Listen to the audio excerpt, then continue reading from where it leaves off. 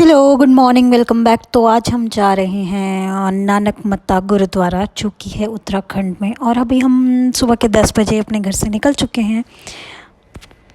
और सबसे पहले हम घर से निकले थे अपने बाइक पे और हम गए स्टेशन के अंदर हमने अंकित भैया के घर के आगे अपनी बाइक को लगाया।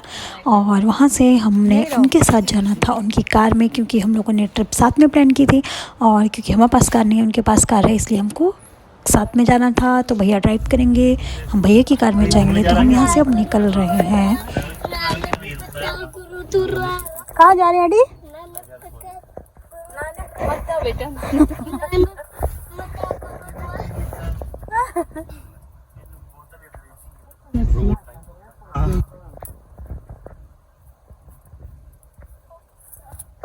वैसे तो दिन परफेक्ट था, संडे था, बट यहाँ पे गड़बड़ ये हो गई कि धूप हद से ज़्यादा थी, गर्मी 41-42 टेम्परेचर था। और हम अभी बरेली से निकले हैं। और नानक मत्ता गुरुद्वारा जो है, गुरुद्वारा साहिब जो है, वो है उत्तराखंड में, क्योंकि मतलब बॉर्डर पे ही समझ लो, वो उत्तराखंड में ही आता है। तो यहाँ से बरेली से हमें निकलने के बाद 2 घंटे तो आप मिनिमम रखो, बट 2.5 आवर्स लग जाते हैं वहाँ पहुँचने में।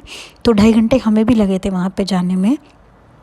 तो ये सब क्लिप्स हैं बिल्कुल रास्ते की, जो कि हम बिल्कुल एंजॉय करते करते मज़े से गए थे। तो यहाँ पे भाभी जी सो गए हैं और हम अभी काफ़ी दूर हैं अपने डेस्टिनेशन से।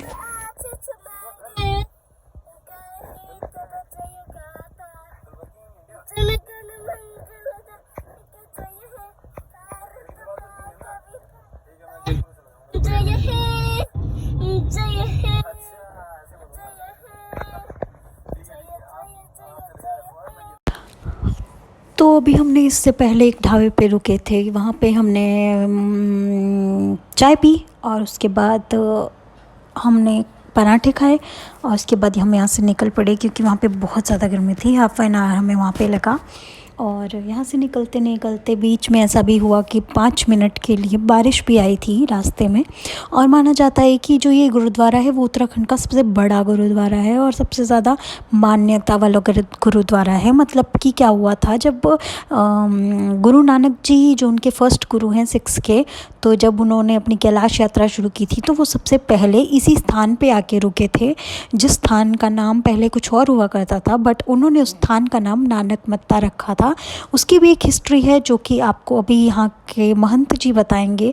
मतलब जो यहाँ के अभी सेवादार हैं, हमने उनसे पूछा था, तो उनकी रिकॉर्डिंग कुछ है, वो मैं आपको बताती हूँ कि हिस्ट्री, इस नाम के पीछे की हिस्ट्री क्या है, वो आप सुनिए। तो अभी हम बिल्कुल पहुँच चुके हैं गुरुद्वारे के बाहर। बस हम अभी गाड़ी पार्क करने के लिए कुछ पार्किंग ढूंढ रहे हैं, क्योंकि पार्किंग ऑलमोस्ट फुल है, क्योंकि बहुत ज़्यादा आज काफ़ी संख्या में लोग यहाँ पे आए हैं। सिर्फ सिख ही नहीं, हिंदू भी, हिंदू फैमिलीज़ भी, और काफ़ी ज़्यादा लोग, काफ़ी रश था यहाँ पे। तो आप देख सकते हो छोटी छोटी। वनस्पति से भी आवाज़ आई, वाइब्रेशन से भी आवाज़ आई, एक ही आवाज़ आई, नानक मता, नानक मता, नानक मता। इस स्थान का जो नाम है वो गुरुद्वारा नानक मता साहिब है। साहिब श्री गुरु नानक पातशाह महाराज जी की यहाँ चरण पड़े। गुरु हरगोबिंद महाराज जी 6वें पातशाह भी यहाँ पर उसके बाद में आए। गुरु हरगोबिंद महाराज सच्चे पातशाह के भी जहाँ पावन पवित्र कदम चरण पैर यहाँ पर पड़े। इसलिए ये जो धरती है, ये पाक साफ पवित्र धरती है। सारी दुनिया की धरतियों में से ये सबसे पाक साफ धरती इसलिए कि धरती ज़मीन के जो जर्रे हैं, उसमें से भी आवाज़ साहिब श्री गुरु नानक पातशाह महाराज जी के नाम की आई है। और जो भी श्रद्धा से इस धरती, इस जर्रे को अपने माथे से लगाएगा, महाराज सच्चे पातशाह की बख्शिश है कि उसके घर में रहमतों क्या, उसके तकदीर ही बदल जाएगी। ये जो पीपल का पेड़ आप देख रहे हो, इसको भी नाम दिया गया है पीपल साहिब। ऐसा इसलिए क्योंकि जब नानक जी यहाँ पे आए थे तो ये एक सूखा पेड़ था, और जब ये उड़ने लगा था तो नानक गुरु जी ने अपने पंजों से, अपने हाथों से इस पेड़ को रोक लिया था। और आज भी देखा जाता है कि धरती से 10 से 15 फीट ऊपर इसकी जो जड़ें हैं वो दिखाई देती हैं, इसलिए इसका नाम पड़ा नानक साहिब, पीपल साहिब। तो इसमें बड़ा बोर्ड भी लगा है पीपल के पेड़ के सामने। तो अब हमने दर्शन कर लिए थे। अंदर कैमरा ले जाना अलाउड नहीं था, इसलिए मैं आपको दरबार के दर्शन नहीं करवा सकती हूँ, अंदर के जहाँ पे मेन दर्शन होते हैं। बट अब हम जा रहे हैं लंगर चखने। तो हम पहुँच चुके हैं लंगर हॉल में।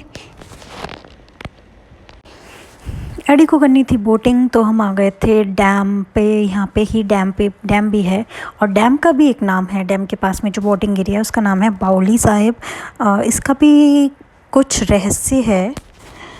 एक्चुअली क्या है कि जब गुरु नानक देव जी यहाँ पे आए थे, तो यहाँ पे उनसे पहले जो योगी बहुत सारे योगी रह रहे थे, तो वो लोग की कुछ बनती नहीं थी गुरु नानक देव जी से। तो उन्होंने गुरु नानक देव जी को चैलेंज दिया था कि उन्होंने पहले यहाँ की नदी जो थी उसका पानी को सुखा दिया था। फिर उसके बाद उन्होंने गुरु नानक देव जी को चैलेंज दिया था कि आप अगर ज़्यादा चमत्कारी हो तो यहाँ पे पानी लेके आओ, और यहाँ पे पानी मतलब नदी पूरी बरसा के लेके आओ, मतलब पानी बरसाओ, तो हम आपको मान जाएंगे।